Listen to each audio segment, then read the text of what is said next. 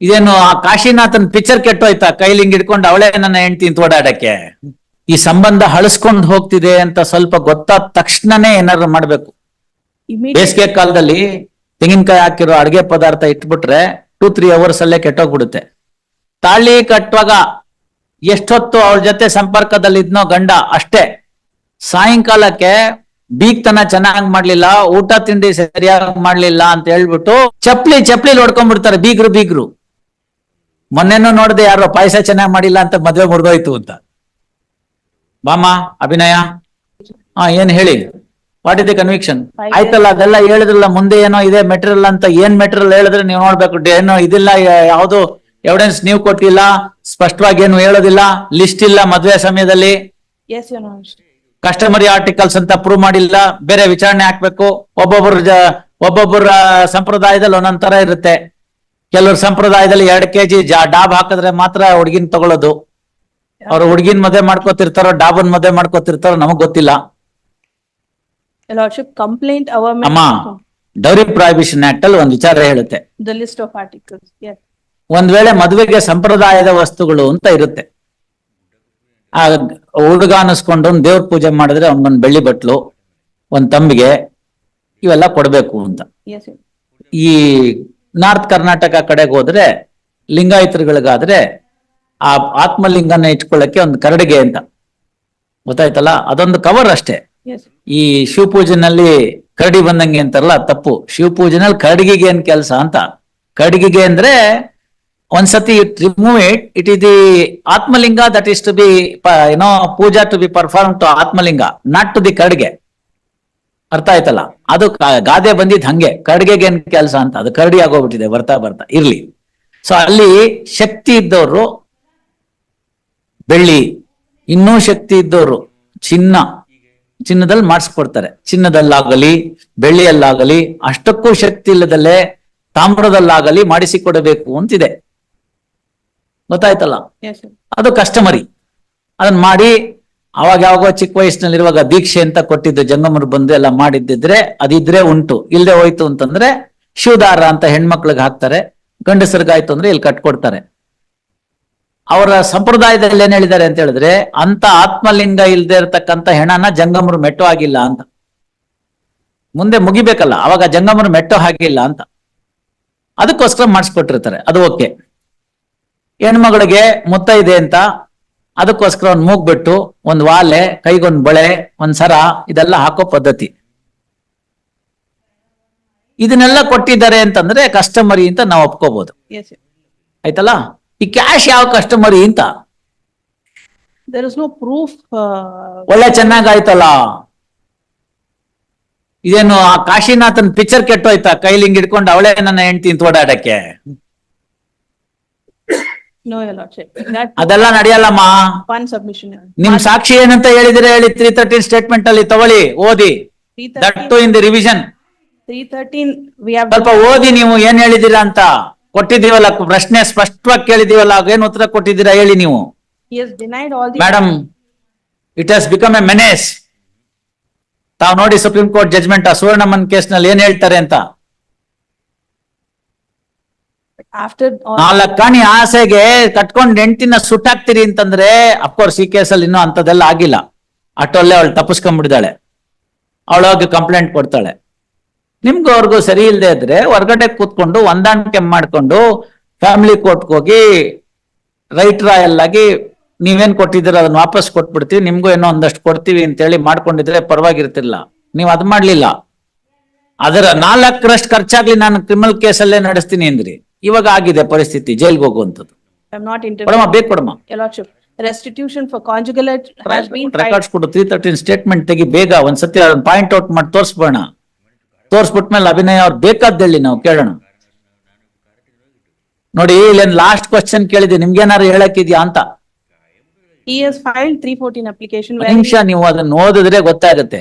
314 is your written arguments. That is not what is required. 314 is the written argument. That is the brain of the lawyer. Brain of the accused ಏನ್ ಹೇಳಿದ್ದಾರೆ? ಎಲ್ಲಾ ಸುಳ್ಳು ಸಾಕ್ಷಿಗಳ ವಿಚಾರಣೆ ಮಾಡುತ್ತೇವೆ. ಎಷ್ಟು ಜನ ಮಾಡಿದ್ರು? He got himself ಸಾಕ್ಷಿಗಳ ಅಂತ ಹೇಳಿದಾರೆ. ನನ್ನನ್ನು ವಿಚಾರಣೆ ಮಾಡ್ಕೋತೀನಿ ಅಂತ ಹೇಳ್ತಿಲ್ಲ ಅವರು. ಸಾಕ್ಷಿಗಳ ವಿಚಾರಣೆ ಮಾಡುತ್ತೇವೆ ಅಂತ ಹೇಳಿದ್ದಾರೆ. ಎಷ್ಟು ಸಾಕ್ಷಿ ಮಾಡಿದ್ದಾರೆ? Only the accused, ಓನ್ಲಿ ಆದ್ರೆ ಅವನ್ ಸತ್ಯ ಹರಿಶ್ಚಂದ್ರನ್ ವಂಶದ ಕೊನೆ ತುಂಡೆ. he has, ಹೌದು. no, your lordship. Then it's a oath against the oath. If there is a oath against the oath, will it discharge the burden? No, your lordship. He has Then- produced all the bills which were No, submitted madam. by him for the no madam, defense. ಅವೆಲ್ಲ ಇಲ್ಲ.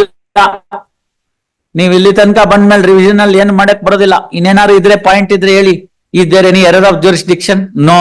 Is there any patent factual aspect which has been ignored by the trial judge? No. Two courts have factually held that you have taken dowry. I cannot revisit into the factual aspect. Yeah. Definition of dowry discuss ಮಾಡಿದ್ದಾರೆ magistrate. It is not a customary article ಅಂತ ಹೇಳಿದ್ದಾರೆ. ಇನ್ನೇನಿದೆ argument? Sentence, whether sentence is excessive ಅಂತ ಎಷ್ಟು ಕೊಟ್ಟಿದ್ದಾರೆ ಹೇಳಿ.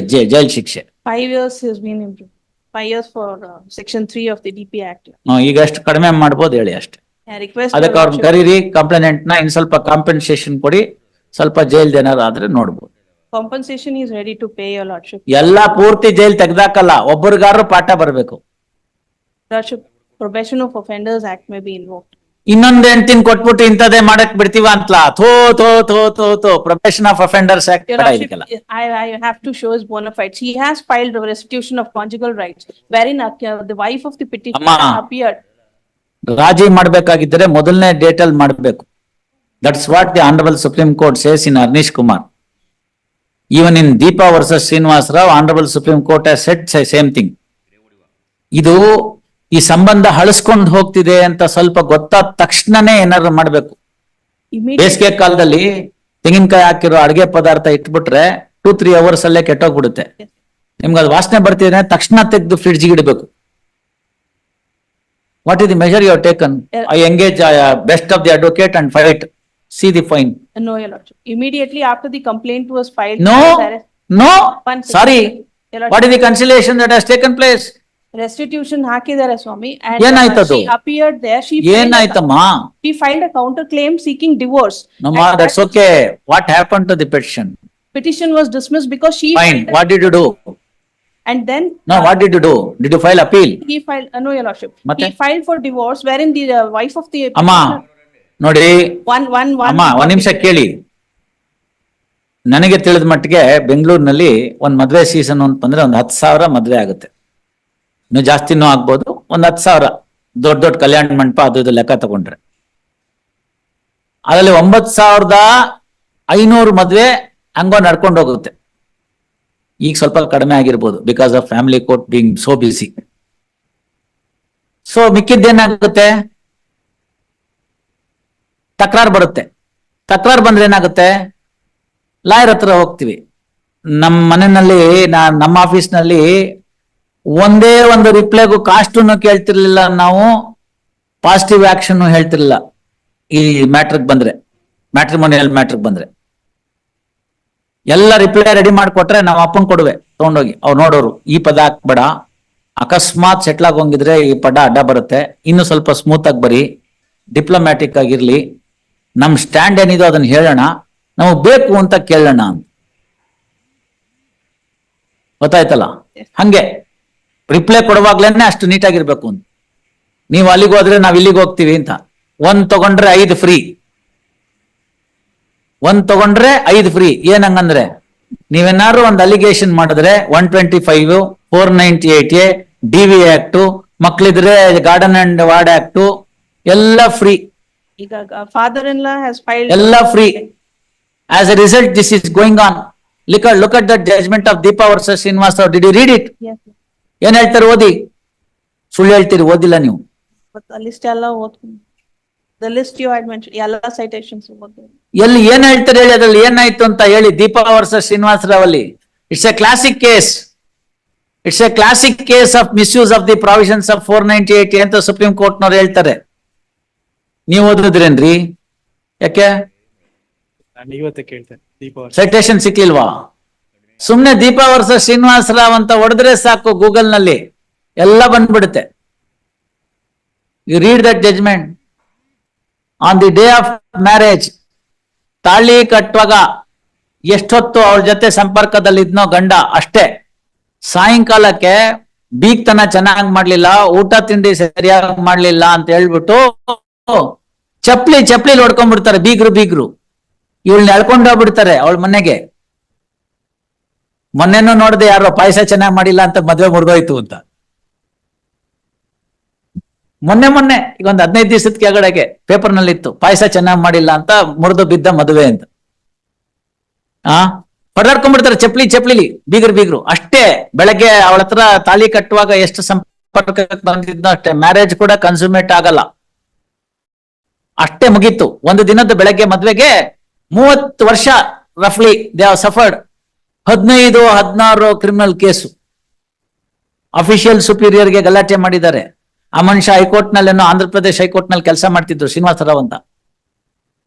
ಕೊನೆಗೆ ಅಲ್ಲೆಲ್ಲೋ ರಿಜಿಸ್ಟ್ರಾರೋ ಏನೋ ಹಾಕ್ತಾರೆ ಈ ಫೈನಲ್ ತೀರ್ಮಾನ ಆಗೋಷ್ಟೊತ್ತಿಗೆ. ಸುಪ್ರೀಂ ಕೋರ್ಟ್ನವ್ರು ಎಲ್ಲ ಅದರದ್ದು ಮೆನೇಸ್ ನ ಬರ್ದಿದ್ದಾರೆ, ದಯವಿಟ್ಟು ನೋಡಿ ಹೇಗಾಗುತ್ತೆ ಅಂತ. ಅದನ್ನ ಬರ್ದ್ಬಿಟ್ಟು ಹೇಳ್ತಾರೆ, ಹಿರಿಯರು ಪ್ರತಿ ಫ್ಯಾಮಿಲಿ ಕೋರ್ಟ್ ನಲ್ಲಿ ಒಂದು ಡೆಸ್ಕ್ ಇಡಿ, ಹೆಲ್ಪ್ ಡೆಸ್ಕ್ ತರ.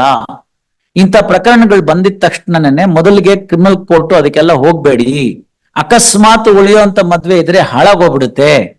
ಅವ್ರನ್ನ ಕರೆಸಿ, ಸಮಾಜದಲ್ಲಿ ಹಿರಿಯರು ಇರ್ತಾರೆ, ಅವ್ರನ್ನ ಉಪಯೋಗಿಸ್ಕೊಳ್ಳಿ. ಸಮಾಜ ಸೇವೆ ಮಾಡೋವಂಥವ್ರನ್ನ ಸೈಕಿಯಾಟ್ರಿಸ್ಟ್ ಇಟ್ಕೊಳ್ಳಿ, ಅವ್ರಿಗೆ ಹೇಳಿ ಚೆನ್ನಾಗಿ ಅವ್ರನ್ನ ತಲೆ ಸವರಿ ಹಿಂಗೆ ಹಂಗಲ್ಲ ಹಿಂಗೆ ಅಂತ ವಿಚಾರ ತಿಳಿಸಿ, ಆಮೇಲೆ ಎಲ್ಲ ಪ್ರಯತ್ನ ಫೇಲ್ ಆದ್ರೆ ಮುಂದಕ್ಕೆ ಹೋಗಿ, ಇಲ್ದಿದ್ರೆ ನೀವು ಮಾಡಕ್ ಹೋಗ್ಬೇಡಿ ಅಂತ. Even in Arnesh Kumar, the Supreme Court felt the same thing.